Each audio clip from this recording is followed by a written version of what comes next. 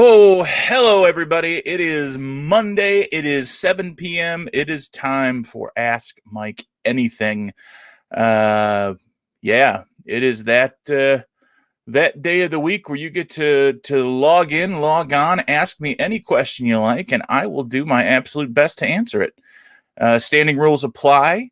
Don't ask me math questions unless you absolutely want the answer to be 42. So yeah, we can do that. Sound is working, so hit me up. Let me know what's on your mind. Ask me some questions. I will answer them. Nobody's there yet, of course, but that's all right. Oh, somebody's here. Hello, whoever you are.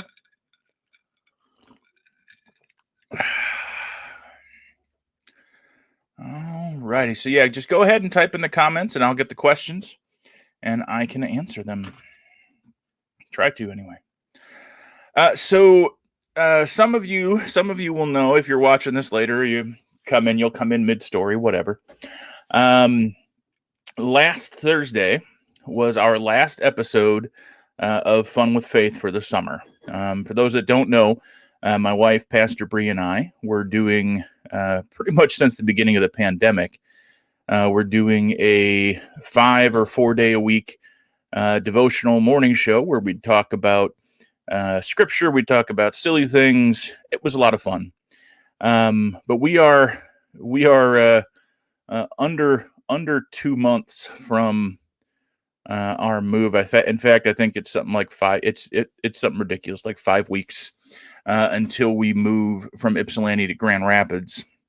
And so, in order to make sure we can get things packed, cleaned up, sorted through all that stuff, we decided we're going to take a summer break. And that'll also give us time once we get to Grand Rapids to unpack and get settled and figure out rhythms there. So with that in mind, we had intended that starting today, starting this morning, I would drop the kids off at school, and then Bree and I would spend a couple concerted hours doing packing and sorting and those kinds of things. And it happened today. It did. But as soon as we started getting the kids up, I got a phone call from the school district, or from their school in particular, telling me, hey, Rami, telling me that there was no school today. There was something happening at the schools, like the heat wasn't working or something. Something wasn't working, and so there was no school. All that meant is that instead of having an empty house with just me and Bree to be able to sort and pack, we had to hang out with the kids while we did it. And so Michaela and Braley, my goal for this week was to get my office at St. Matthew's cleaned up and packed up and ready to go. Hey, Stephanie. And I thought maybe it'll take me a couple days, but with Michaela and Braley's help, my office is entirely packed up. I was very, very excited about that because I thought that was going to be several days. With the girls, I was able to do it in a couple of hours. And they did a really good job. And then I was able to, I have so this has been my office space that I'm in right now throughout the pandemic. At one point, this was a dining room that we didn't really use as a dining room, but it was not a workroom. And I had a desk in the basement, and bookshelves and books and stuff hung up, and just a workspace in the home that I haven't touched. Probably, nope. I can tell you exactly. It was June 2017. Was the last time I was down there to do any work, because I had a calendar hanging on the wall. It was a Walking Dead calendar from 2017, and the last month I flipped it to was June. So that was the last time I spent time working down there. And but I got the desk completely cleaned out, stuff thrown away, stuff packed up. And the desktop, there's 2 big desktops down there. I got those done today. Very productive day in the realm of packing, sorting, organizing, getting things done. So yeah. The other thing I want to tell folks is we had been on Fun with Faith. We had been going through the book Live in Grace, Walk in Love by Bob Goff. It's a devotional book, fantastic book.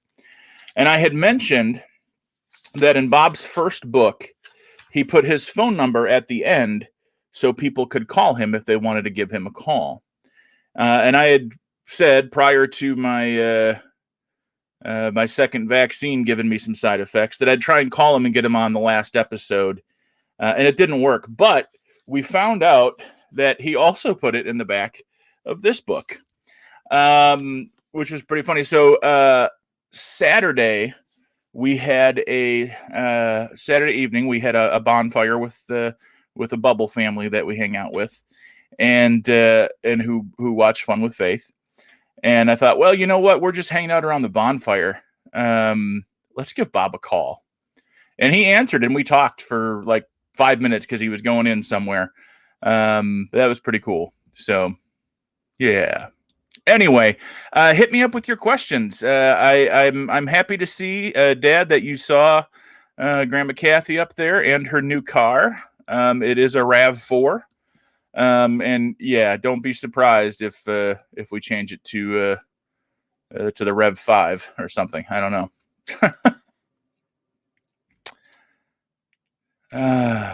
So yeah, hit me up. Questions, thoughts.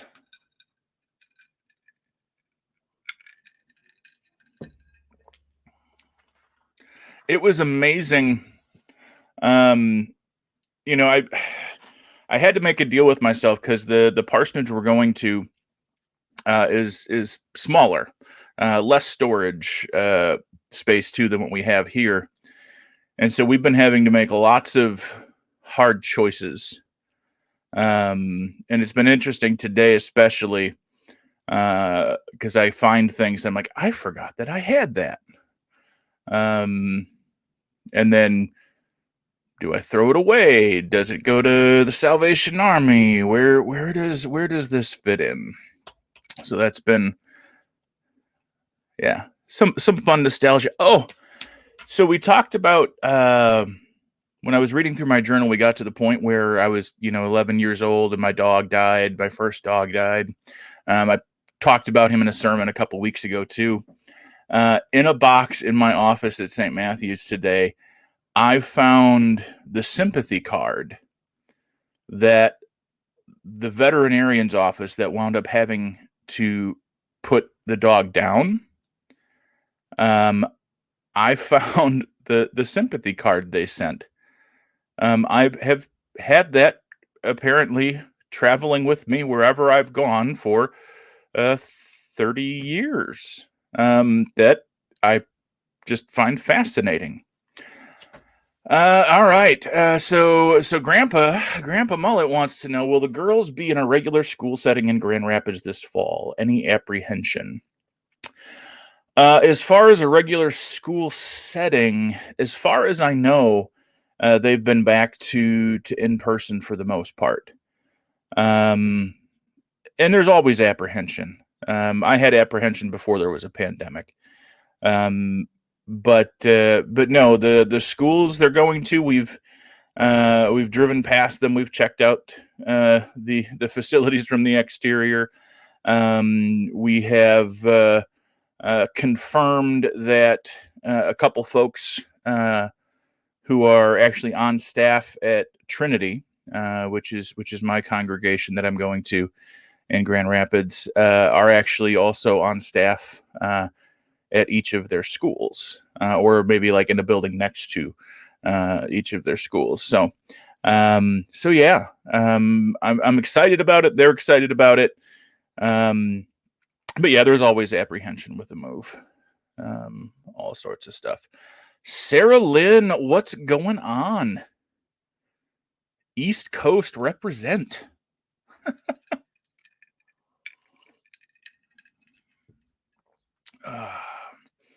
All right. I'm not seeing a ton of questions, so I'm gonna jump to a card just for the fun of it. Let's see. What was your first screen name? So I remember very vividly when I became aware of like computers and the internet. I was probably 13 or 14. The only place I knew that had internet access that I could access was the Boys and Girls Club in town where I grew up. The only website I knew was Yahoo. And that's because that was what started up when you hit the Internet Explorer browser. And so I made my first email address, my first screen name was Daz_79 at yahoo.com. And I used like Yahoo Instant Messenger and things like that. And yeah. Do I still have a MySpace account? It's probably out there somewhere. I don't think I ever deleted it, but I also, haven't been on MySpace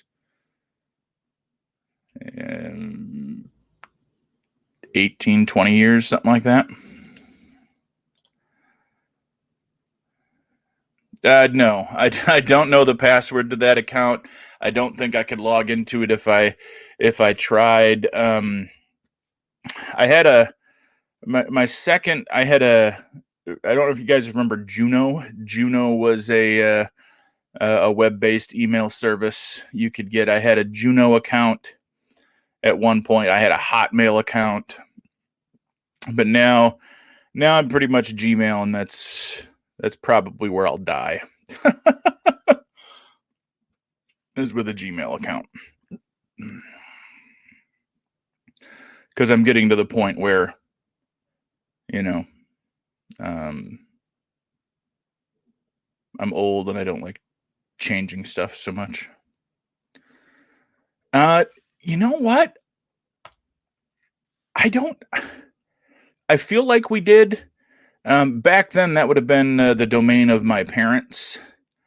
I feel like we did. I feel like I remember, stopping into them stopping in to pay the Cyberzone bill. But that would be about it. When you're stuck for a sermon, do you ask Jeeves for help? You joke. That's a bit of a joke, but sometimes Google does help. Bree has some good Google alerts set up for her that would allow or that alert her when there are weird kind of news stories, and we kind of try and keep track of those kinds of things, because those usually the toughest part for both of us at times. The toughest part of writing a sermon is the introduction. That introduction, and this, Dad, because we've talked about writing for my entire life. So, but that introduction, you want it to be something that connects, something that catches attention. And so finding that piece that either connects to your life or connects to the news or connects to the, that just connects people, that reaches out, grabs the attention, can be difficult to find the right story, the right end to get you where the scripture is going. It doesn't take as long these days.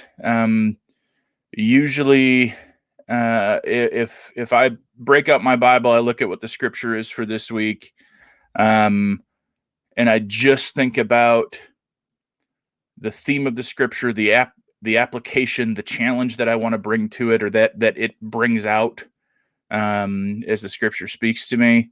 Those pieces come up relatively easy. It's how is it going to be put together? How is it going to flow together in such a way that is going to capture attention from people? Because I could get up and I could, parse Greek verbs all day long. It's not going to be that interesting. But, this week, I don't know if you noticed, I talked about you and magic.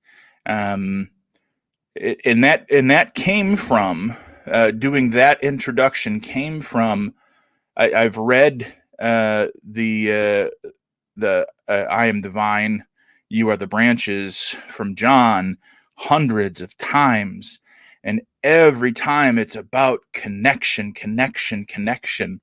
And so I'm also, when I know that that's what's going on, I always try to say, okay, what else is going on here? What else is here that might be glossed over? And that line of Jesus, you have been cleansed by my words, sent me on a rabbit hole. Sent me in a rabbit hole, looking for, okay, well, what are the words that Jesus said? Well, you've heard it said, but I tell you, and that, we're talking about programming, and it feels like those magicians, that the mentalists that do their so that's where that came from. But it came from that scripture. And I knew I had that picture, so I figured that would work well. All right. Let's see. What's your favorite topic that the girls like to discuss, both religious and non? Here's the thing. So Braley right now, Braley is not really topical. Like, yeah, Braley just talks. And Michaela is very much into Percy Jackson and Percy Jackson fan fiction, which I have not read, but she will often, come down from doing some reading and talk about that. I like to pick on her a little bit, that she is very much into Greek mythology, as the child of two Christian pastors. We're like, could you just read the Bible a little bit? We'd appreciate that. Yeah. So yeah. But I also, Michaela is maturing, becoming a young lady, and as such has interests that don't coincide with that of the 6-year-old. So we've gone and gotten frappuccinos at Starbucks a few times and had some good conversations about lots of different stuff. We did a watch through of the Big Bang Theory together through the pandemic. Yeah. But yeah, whatever she wants to talk about. It's fun. It's fun though when she does come up with a good religious question. Then I gotta, break out the notes and graphs, charts and graphs. How much fun did you and Sarah have at the Dar haunted house?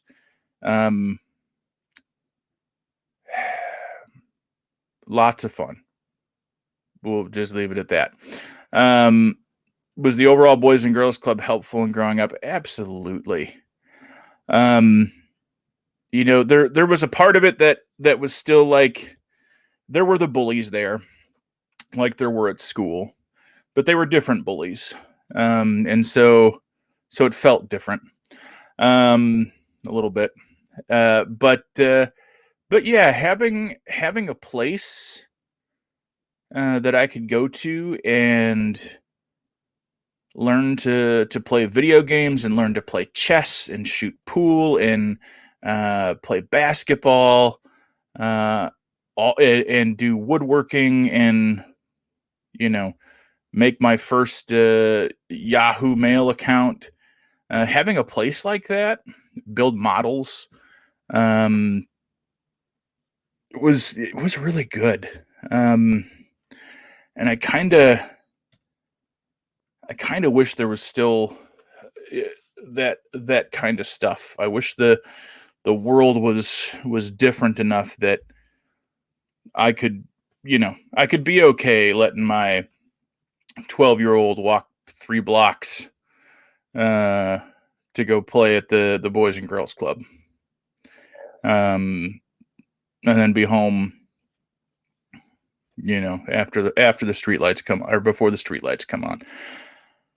It's just not that anymore. That's a good question. I miss the Boys and Girls Club a lot. But I'm also excited that one of the youth rooms in my new church has a pool table. So there's that.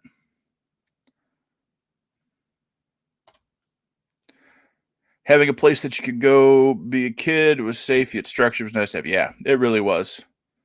It really was.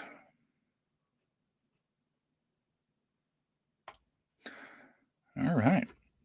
I'm gonna grab another card. Would you rather have your face printed on money or your own small town named in your honor?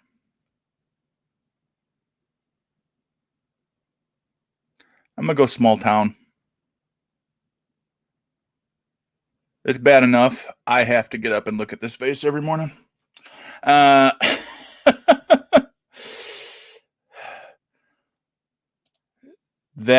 That terrifies me, Sarah. Have a great night. All right. Other questions?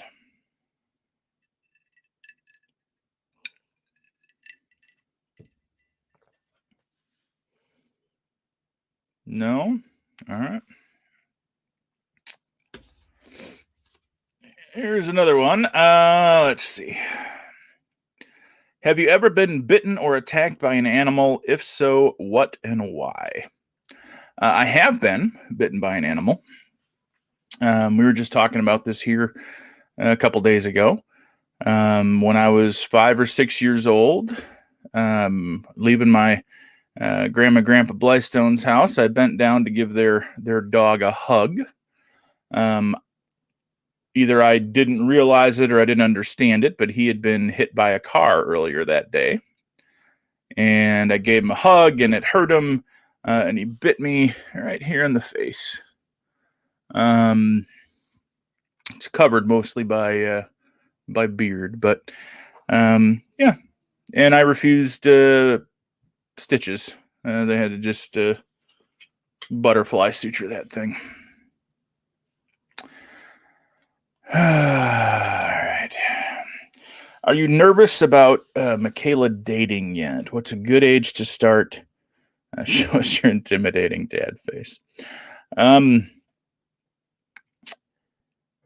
So here's the thing. I'm not nervous about it. Michaela's a good kid with a good head on her shoulders. And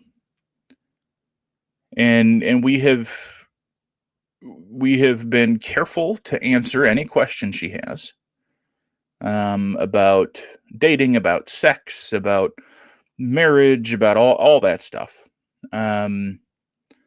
So I wouldn't say I'm nervous. I'm more nervous about her driving than I am about her dating. In a good age to start, honestly, like I couldn't put a number on it. For Michaela, it's probably going to be, she'll probably maybe push that a little bit at 13, 14. Just really depends. The pandemic has definitely thrown some of that off. Middle school always throws a monkey wrench into the works with things. But really, for me, it's about having a clear and open line of communication so that she can feel comfortable coming up and asking questions and saying, "Hey, this other person is interested in me and wants to go on a date. What do you think?" Yeah, and I would hope that we could have that conversation. Though I have, since Michaela was probably 4 years old, been telling her there's going to come a point where she hates me. And that's going to be because I have to tell her no to things she's not going to want me to tell her no to. David Weber, if you had to get rid of either bacon or ranch for the rest of your life, what would you choose, and why do you prefer organically raised pork? Why do I prefer? I don't know that I've ever done the taste test comparison for organically raised pork, so I can't honestly say I prefer it. I probably would. If I had to get rid of either bacon or ranch, it would for sure be ranch. Bacon is far too precious. Gotta have bacon. But speaking of pork, friends of ours made pulled pork yesterday, and we got to bring some home. And I had some for dinner tonight, and Bree had already had something else. And I open up the lid, and she smelled it, and she instantly regretted not making herself a pulled pork sandwich for dinner tonight. Oh, it was so good. And I'm gonna guess that it's organic, because it was just really good. Omar, hello, brother. I hope you're doing well. We are working on plans. I know Anne's gonna make it there before we do. Back to Jerusalem, but we're making plans, buddy. Looking forward to seeing you again. I still have my bracelet. Omar is from Jerusalem, and he makes custom jewelry and other things. Is a wonderful dude, and we are good friends, and I cannot wait to come back and hang out. And I hope your children are well, Omar. I hope you all have been well through the pandemic, and very much look forward to seeing you again, old friend. Oh, just seeing your name pop up there made me so happy, man. That's awesome. Hey, Omar, be sure to let me know. I know Anne is going in the fall. So let me know if you need anything for you or your kids, and I'll make sure Anne gets it and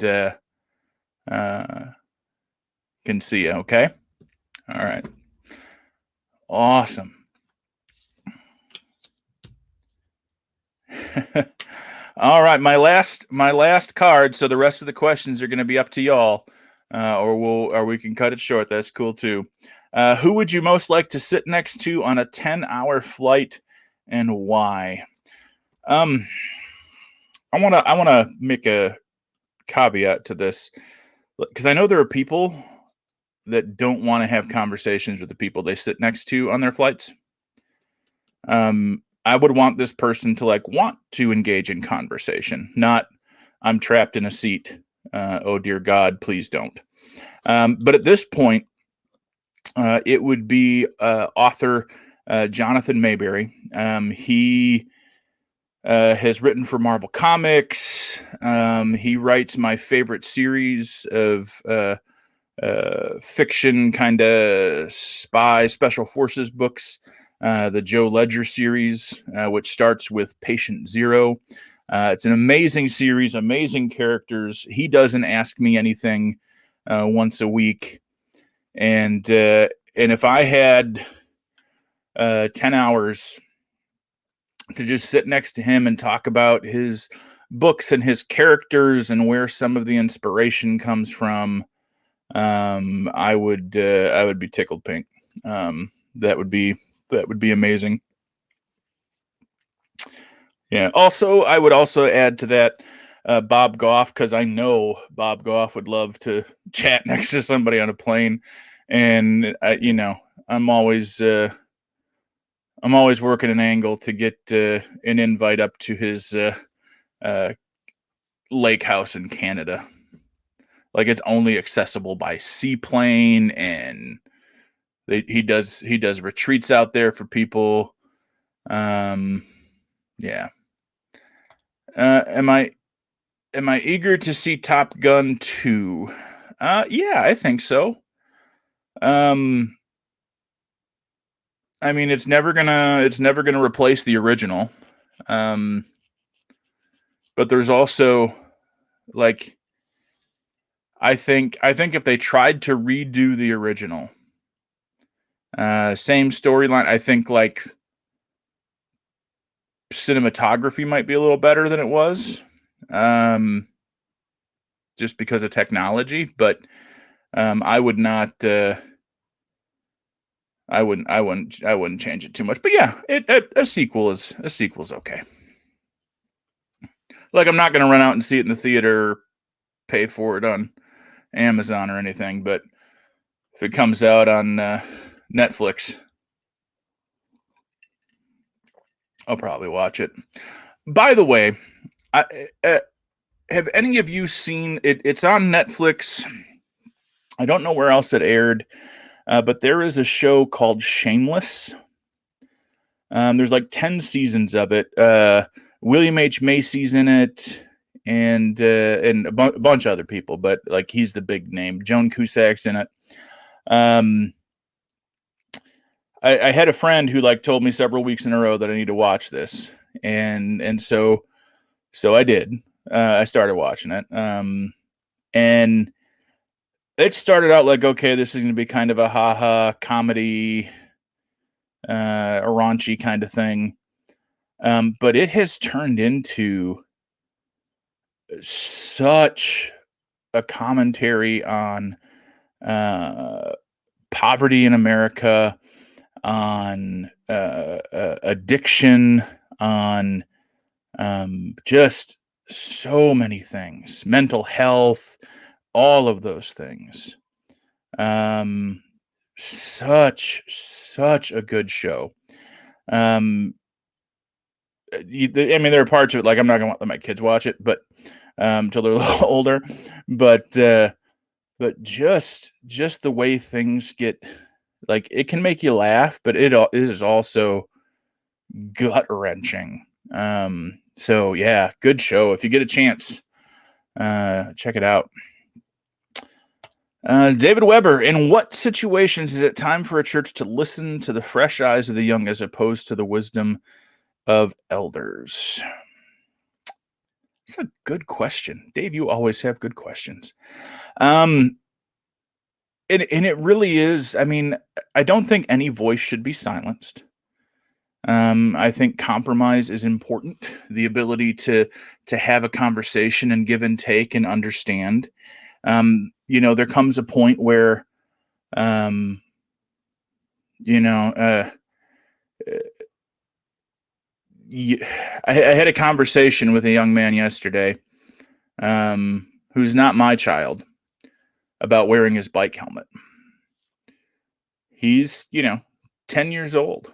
He's invincible. He's going to live forever. Or 11 years old.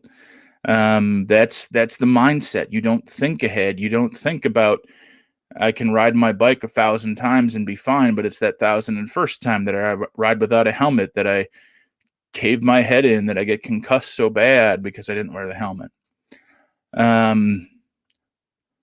So the difference with age is what what you're able to see. In the church, if it's a situation where we're talking about risk in a new ministry, it's absolutely important to have both voices at the table.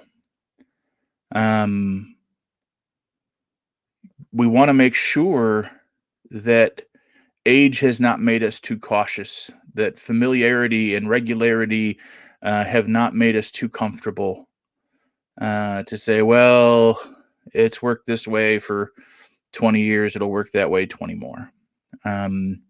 We need those fresh voices there. At the same time, though, as I have learned in 20 plus years of ministry, sometimes the fresh idea that someone thinks they have is an old idea that was tried and failed, or an old idea, and it doesn't mean it wouldn't work now. What it means is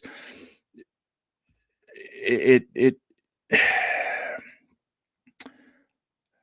there's more perspective to it. But the conversation needs to be had. It can't just be a my will against yours. It's always about seeking what God's will is in that situation. What is going to be the most loving thing we can do? Yeah. So that's my thought on that, Dave. Let's see.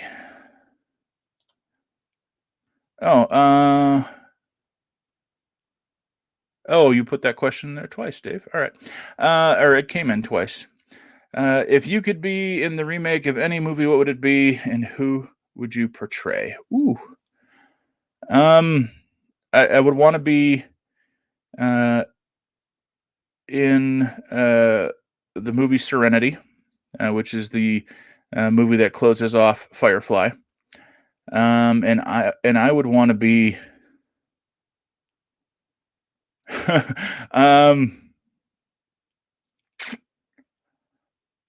I'd want to be Malcolm Reynolds.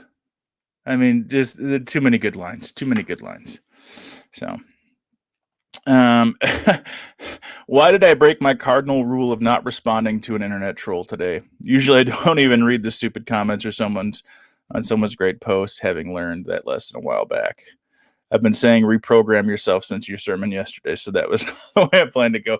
You know, Pam, sometimes I have that rule too. I try not, especially if somebody has made a post or posted an article and they're obviously reading whatever the case may be. I may write an initial response, but then I consider the amount of time that I'm going to have to spend after that response goes live. And I usually, when I consider the amount of time, when I consider what they're going to come back with, because you know what they're going to come back with, it's usually not worth it. It's usually not. But we all do it once in a while. Once in a while, there is that one thing, that one issue, that one article that we just have to hit the send button on, and we end up in a nice long internet battle with somebody whose mind is never going to change. So, good question, though. I ask myself that a lot.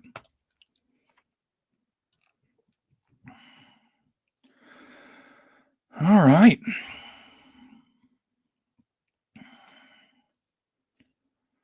Yeah, Dave, going back on the wisdom of the elders thing, I see the quotes there now. I didn't quite catch those earlier. There is a point that we have to look at a situation and say,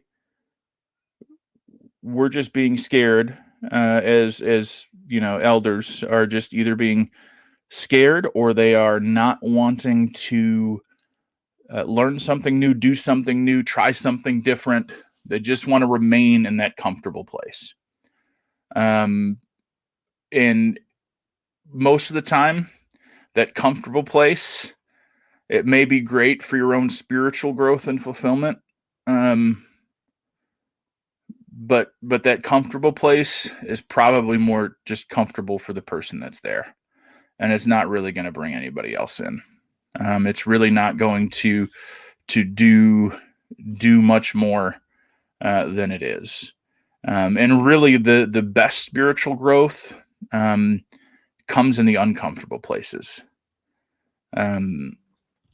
So yeah, if you're in a church situation and there are older people in the church and leadership who are like, you have to do it this way because we're older and we know better, that's the wrong attitude to have.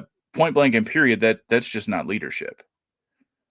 Um, that's that's a temper tantrum from a senior citizen, is what that is. Um, we should always be looking to enter into dialogue when it comes to that, and that requires all voices. How different would things be if Jesus had the internet? I've seen, like, you can find texting the Gospels. It'll be like little texting screens from our cell phones that are Jesus having conversations with the disciples, things like that.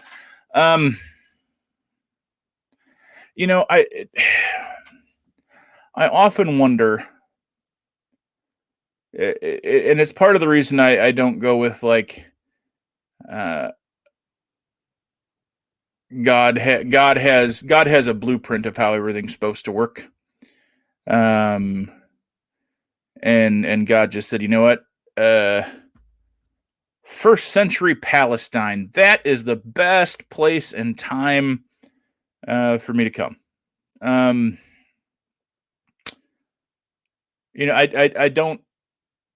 I don't see God necessarily working that way. Because if it was about getting out the message to the masses, yeah, internet may have been a lot better for that. But it was also one of those things where, from an evolutionary from the evolution of religion, the evolution of belief, especially in Judaism, that was probably the perfect time. It was the next step in that story, in that evolution of faith. So it would have been really different, it'd been really weird, and it would have been a lot of people arguing with him, like Pam was dealing with.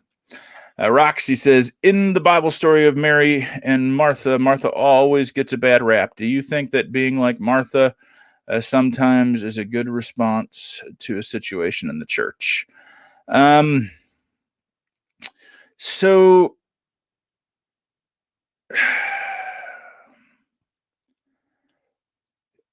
sometimes, while in that particular story, Martha was busy. I don't necessarily think that was how she was always. I think it was cultural expectation. That was at play there. There were guests in the home, and culturally, the women would have been taking care of the hospitality and making sure things were the way they were supposed to be, I guess. But yeah, I don't know. Being busy isn't always the response to a situation in the church, and Martha may get a bad rap in the sermons, but I don't think it was necessarily a bad thing for her to be busy and taking care of those things. But it happens in the church, right? You see that where we call it the 80-20 rule, where 80% of the work gets done by 20% of the people. And that's fairly similar in any church you walk into. It just tends to be the way that happens. But sometimes it is very important to sit and listen and not just be about the busy work.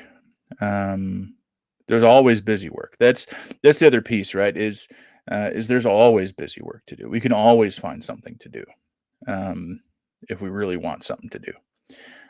There's always something that needs looking after. So, yeah. Dave.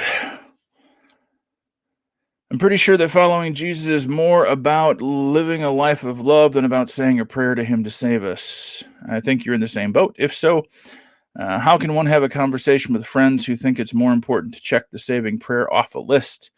If you're not in the same boat, why? I am very much in the same boat, Dave. And I can tell you why. Because here is the thing.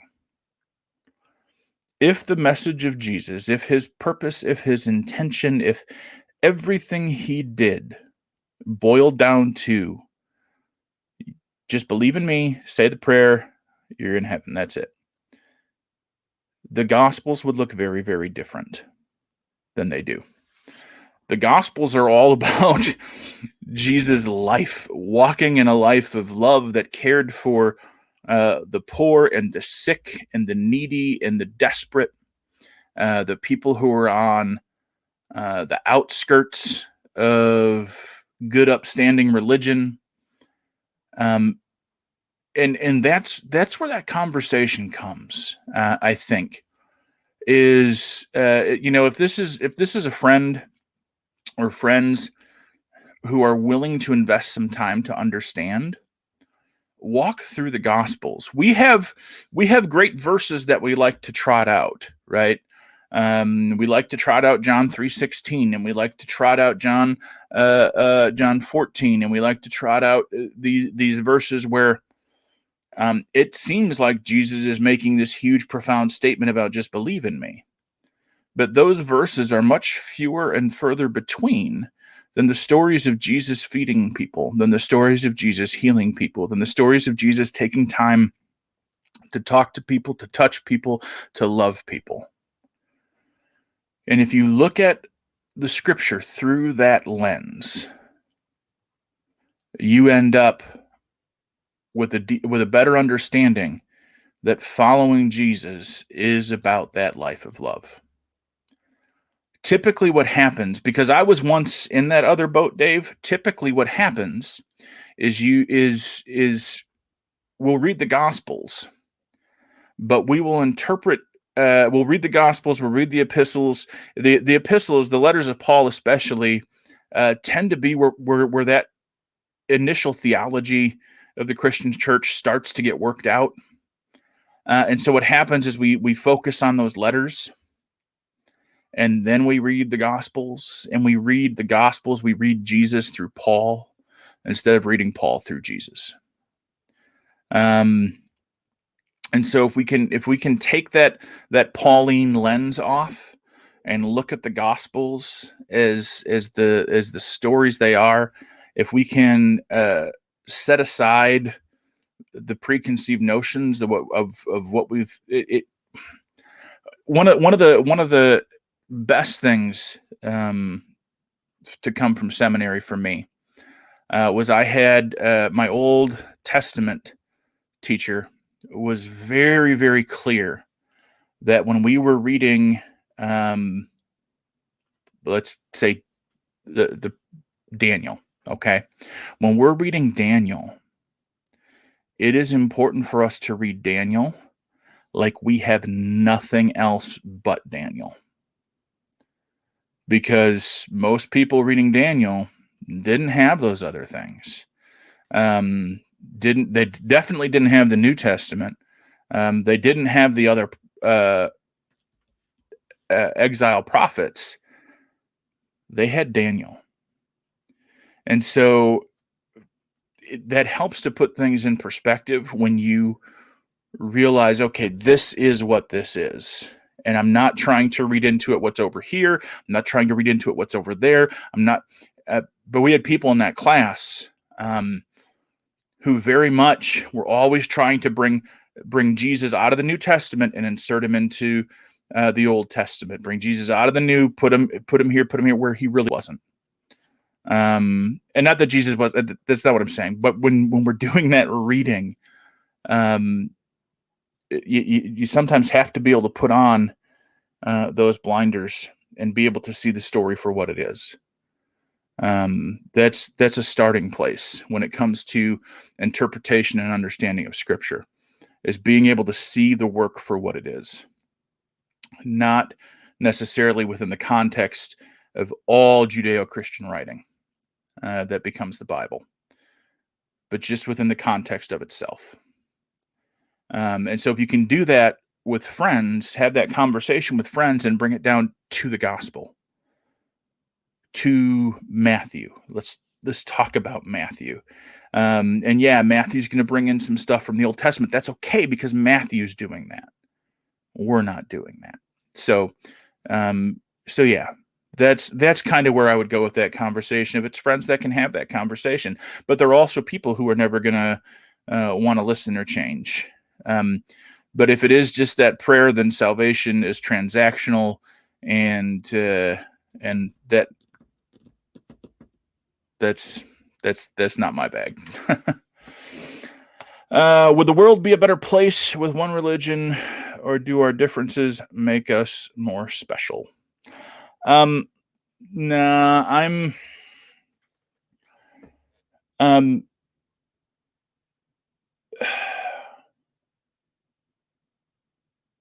one religion might. No, we'd still kill each other over religion, even if it was one religion. No, there's beauty in the diversity. There's beauty in the diversity. Islam is a beautiful religion.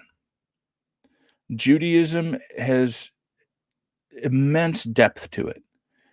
The religions of the world help to form a picture of how human beings see and experience God, or gods, in the case of some. I would be very. I think the world would be way too bland if we only had, like, if everything was just Christian, and we didn't have other voices and ideas in the mix. So, let's see. Why do conservative churches seem to only focus on Paul and skip the Gospels? It's not that they focus only on Paul. It's that is an interpretive lens that gets used a lot.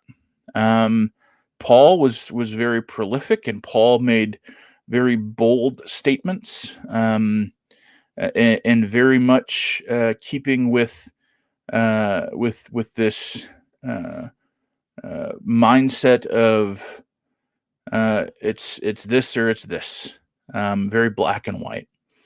And so that's a comfortable place for people. So yeah, that's kind of why that happens. Oh, Dan, did the Packers or Lions have a better draft? Probably the Packers, because the Lions are the Lions. David, why is Dan Rose such a sexy beast? Because, well, he's not. There's no beard. Look at, that's a smooth face. He's just a beast. With no beard, he's just a beast. Love you, Dan. All right. Any other questions tonight?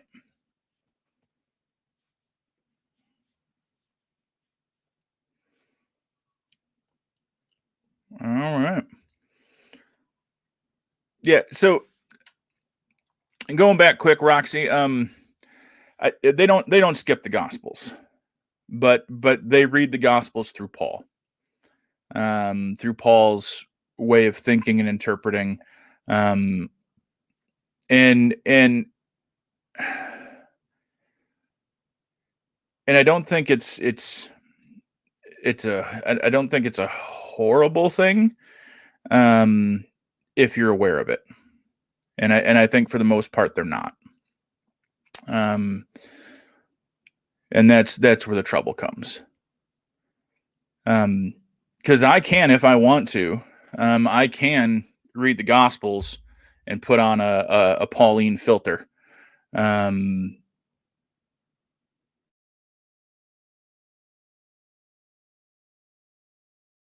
in your read of it, but yeah. All right. Seeing no more questions, thank you all so much for coming out tonight. I will be back next Monday at 7 o'clock with another Ask Mike Anything. You can keep the questions coming offline. I'll try and answer them next week. Until then, we'll see you next time. Oh, hey, sorry, the other thing. May 30th, it's a Sunday from 4 to 7 p.m.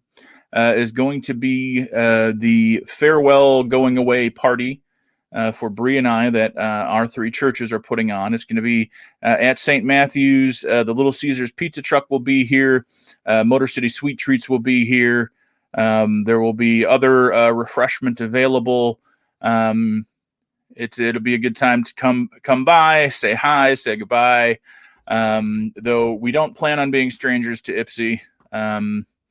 Michaela still got braces stuff to get done, and we just love y'all. So, yeah. All right. Have a great night, y'all. We'll see you next time.